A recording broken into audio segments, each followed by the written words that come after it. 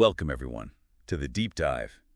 Today, we're plunging into the extraordinary life of a man known as the Iceman, in a sport famous for its fiery tempers, the legendary Bjorn Borg. Widely considered one of the greatest tennis players in history, his serene public persona actually hid, well, a complex, fascinating, and at times intensely fiery inner story. Our mission today is to unpack our source material and uncover surprising facts, untold stories, and, pivotal moments from Borg's life and career. Moments that transformed him from apparently a nutcase child prodigy into a global icon, only to have him walk away right at the peak of his power. Yeah, and Borg's journey really goes far beyond just the incredible tennis records. It's a deep exploration into how immense pressure is not just managed, but internalized, how a public persona is painstakingly crafted, and the unique challenges faced by someone who genuinely redefined what celebrity meant in sports. His story isn't simply about forehands and backhands, it's about the profound human element behind athletic greatness that, well, it still resonates today. So let's start at the very beginning of this incredible journey. Bjorn Borg was born on June 6, 1956, in Stockholm, Sweden. His entry into tennis was actually quite unexpected. His father, Rune, who was a cloth shop assistant, won an adult tennis racket as a ping pong prize. Wow. And ended up giving it to a 9-year-old Borg. Can you imagine that? He then spent hours, just hours, hitting a ball against a garage wall, completely dedicated. With a racket that was way too heavy for him. Exactly, even though the racket was far too heavy for him at that age. What's particularly striking here, especially when you contrast it with his later Iceman image, is just how different young Borg was. I mean, really different. In his youth, he was described as having a famously volatile temper indeed. One source even branded him a real nutcase. A nutcase, wow. Yeah, swearing, throwing his rackets, and apparently even cheating during matches. It's just a stark contrast to the composed champion he would become, right? Totally. And this behavior led to a pretty significant consequence, didn't it? He was suspended for 6 months by Sweden's tennis authorities, banned even from practicing at his club. That must have been a huge wake-up call for a kid so passionate about the game. It absolutely was. And the core question that emerges from this period is, how did such a hot-headed young man transform into the famously composed champion we all know? The sources point to a truly pivotal moment involving his parents. They delivered an unequivocal ultimatum. Basically, if he threw his racket or acted like a poor sport again, he would never be allowed to play the game again. Never again. That's what they told him. Wow, tough love. Exactly. And this intervention, according to the accounts, led to an overnight, almost miraculous change in his behavior. And in the words of one source, a real champion was born. Yes, like that. It really puts into perspective the impact of a single moment, doesn't it? That intervention just reshaped his entire path. After that, his rise was swift. He was spotted by Coach Percy Rosberg and started making regular 3-hour round-trip train journeys just for practice. 3 hours as a kid? Yeah. He won his first tournament at just 11 and quickly dominated junior tennis, eventually quitting school as a teenager to pursue his professional career. It's an almost cinematic start to a legendary career. And it wasn't just his mental game and discipline that set him apart. His physical makeup had some truly unique advantages, too. Apparently, he had an unusually slow pulse rate, which is a huge advantage for an athlete. Oh, but massive. It allowed him to maintain incredible stamina through those grueling 5-setters and recover faster between points. It was a real physical foundation for his relentless baseline game. And get this. He possessed the rare gift of being able to doze off anywhere, whether it was in an airport lounge or a locker room. Just nod off. Yeah, I read that. He needed 9 to 10 hours of sleep daily. But not because he was tired, but, as one source put it, to recharge the nervous cells. Interesting phrasing. What truly highlights this point, though, is how these natural gifts were paired with almost obsessive discipline and peculiar, almost superstitious routines, especially during Wimbledon. Each year, he stayed in the exact same suite at the same Hampstead hotel. The exact same suite. Yep. Was driven across London on the very same route every day and practiced on the same court for 2 hours each morning. Precision. Wow. But the truly remarkable personal sacrifices? He neither shaved nor indulged in sex as long as he kept winning during the tournament. No way. Seriously. Seriously, it's an incredible level of dedication, almost hard to fathom today. It's almost monastic, isn't it? That level of sacrifice seems almost unimaginable in today's sports culture. Yeah. And when it came to his equipment, wow. Borg liked his racket strung at an incredibly high 80 pounds pressure. 80 pounds! Which is insanely tight. It gave him unparalleled control and allowed for that immense topspin on his ground strokes, defining his unique defensive to offensive style. But it also made string breakage a constant, high-stakes risk. Right. I heard he entrusted this delicate task to only one person in the world, a fellow Swede named Mats Laffman. That's the story. It truly highlights the sheer vulnerability of his setup. He actually broke 60 strings during just one French Open. 60. 60. That's unbelievable. This attention to minute detail, these seemingly small choices, really offer incredible insight into the meticulous world of elite sports performance. Every single variable was controlled, optimized, tailored to his unique game. It's a testament, really, to the level of precision required at the very top. His dedication certainly paid off. Borg rapidly ascended to the global stage, making his Davis Cup debut for Sweden at just 15. 15. And winning the Wimbledon boys singles title in 1972. From there, his Grand Slam breakthroughs came swiftly. He became the youngest winner in the Italian Open just before his 18th birthday in 1974, which is a huge statement win. Huge. And then, in the very same year, he captured his first Grand Slam title at the French Open, making him the youngest champion there until Michael Chang. It was just an explosion onto the senior scene. And then came his unparalleled reign at Wimbledon. I mean, just legendary. He won 5 consecutive titles from 1976 to 1980. 5 in a row. He holds the Open-era record for the best Wimbledon match winning percentage at an astounding 89.81%. He won 45 out of 51 matches played there. Think about that. Incredible consistency. And he also became the youngest male player to win the Wimbledon singles title at 20 in 1976.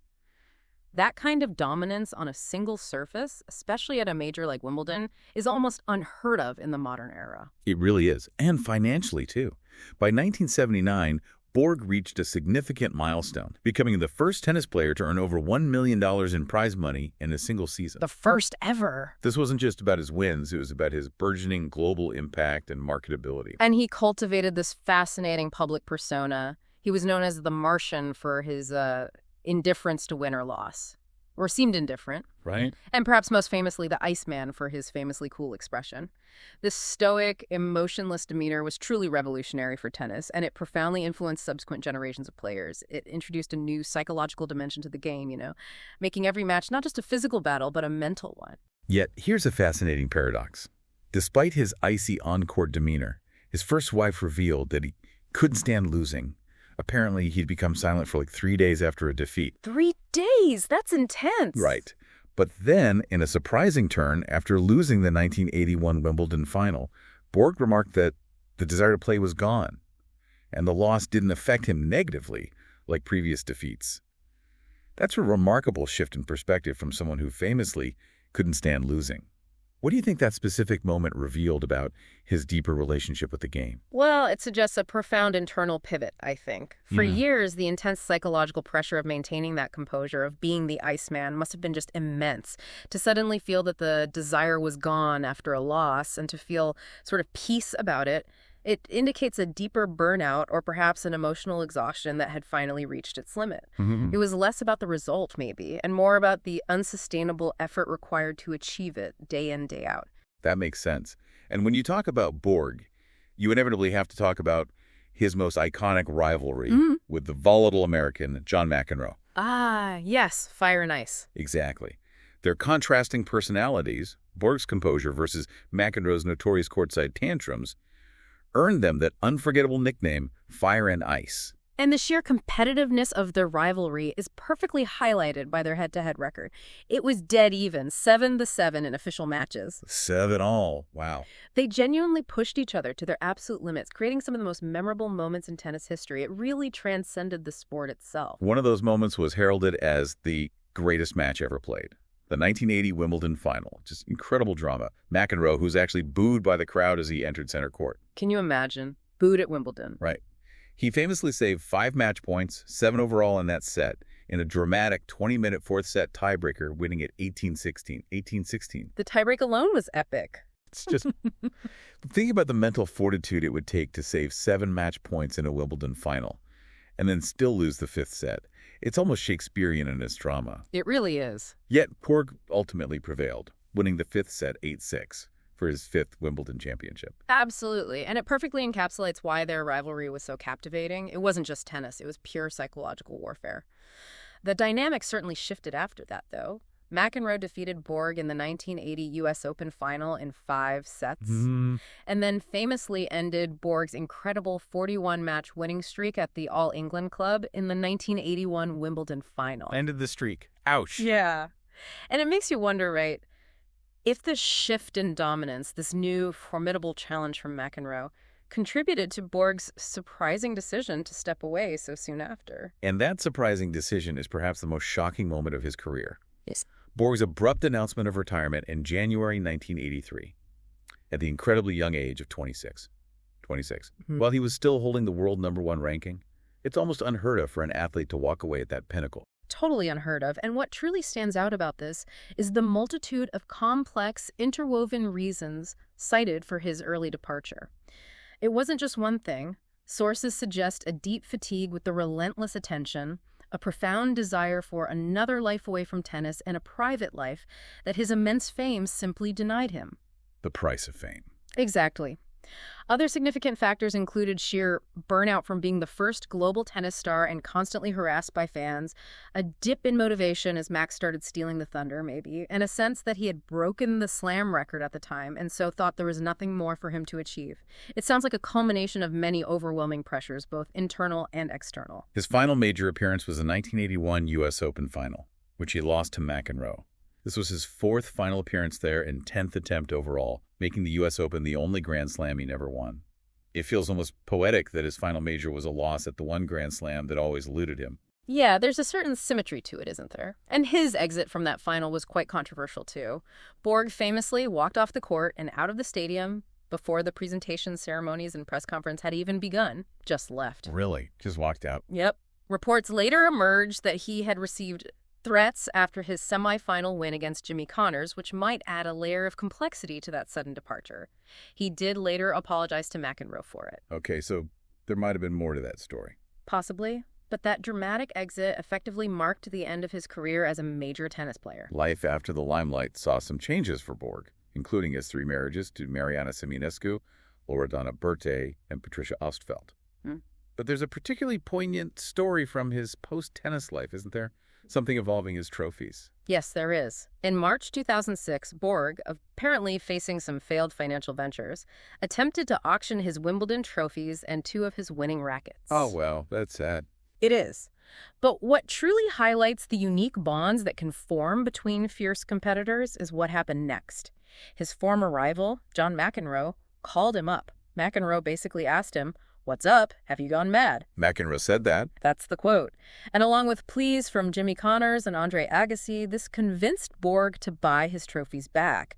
It's a powerful testament to the enduring respect and camaraderie among these legends, even after all the battles. That's a truly amazing story, rivals looking out for each other. But then came his surprising and, well, ultimately ill-fated comeback attempt in the early 1990s, 9 years after his initial retirement. Yeah, that was something. He notably played with an outdated wooden racket, even though the professional tour had long since transitioned to modern graphite technology. Wooden racket against graphite. I know. And he famously did not win a single set in his first 9 matches back on tour. Not one set. It really highlights the immense changes in the sport, doesn't it? It really does. Borg's comeback isn't just a cautionary tale about old tech versus new. It's a stark reminder that elite sports, they're just mercilessly unforgiving of even the smallest technological disadvantage. For Borg, it wasn't just the racket. It was a fundamental miscalculation of the evolving demands of the game he thought he knew. And maybe, as some sources suggest, exacerbated by underlying financial problems. Right. Borg himself later reflected, saying, "I think we should forget about Monte Carlo," referencing one of his unsuccessful comeback tournaments. It serves as a powerful illustration of the immense gap created by rapid technological advancements in sports. Even a legend can't simply step back in without adapting to the new reality. Absolutely. So looking beyond his individual records, like his 11 Grand Slam singles titles and his induction into the International Tennis Hall of Fame in 1987, Borg's lasting impact extends far beyond the court. Oh, definitely. His profound influence on the sport in his home country is remarkable. His success and popularity sparked a veritable tennis boom in Sweden. Tennis club membership tripled from approximately 100,000 to over 300,000 between 1970 and 1980. They called it Bjornomania. Dornamania, I love it. He truly changed the landscape of the sport there, inspiring an entire generation. And he was a pioneer in sports marketing, wasn't he? Way ahead of his time in some ways. Absolutely. He launched his own popular line of tennis apparel and sportswear back in the 1970s, leveraging his dashing good looks and rock star-like popularity. He certainly had that. His brand, known for its fun, colorful textiles and combining performance and aesthetic, made him one of the very first sports stars to successfully establish a profitable merchandising brand. That legacy continues today with the Bjorn Borg brand. He understood his appeal and how to monetize it far earlier than many others. A true trendsetter. Indeed. His widespread fame, evidenced by multiple features on the cover of Sports Illustrated, cemented his status as a truly global sports icon. And it prompts a fascinating question. How did a player known for his calm, stoic demeanor achieve such rock star-like popularity that transcended the sport itself? Yeah, how did the Iceman become a rock star? Well, I think his Iceman persona, far from being alienating, actually tapped into a collective fascination with superhuman control and mental toughness, especially in that era of growing sports celebrity. He became almost a projection of ideal mental fortitude for fans, captivating them with this unique personality combined with dominant, almost superhuman performance. Ultimately, Bjorn Borg's story isn't just about his incredible records, but the profound questions it leaves us with. How much of a legend is born from talent, and how much is forged by unseen battles and personal choices off the court? It reveals that even the most outwardly serene Iceman had layers of ambition, vulnerability, and surprising resilience that shaped his extraordinary life. Yeah, exactly. His journey reminds us that truly understanding a legend means looking beyond the headlines and recognizing the profound human story beneath the surface, the struggles, the unique decisions, and the enduring impact that extends far beyond the competitive arena. So a question for you to think about. What qualities do you think truly define a legend in any field, and how much of that can be attributed to what happens both on and off the public stage?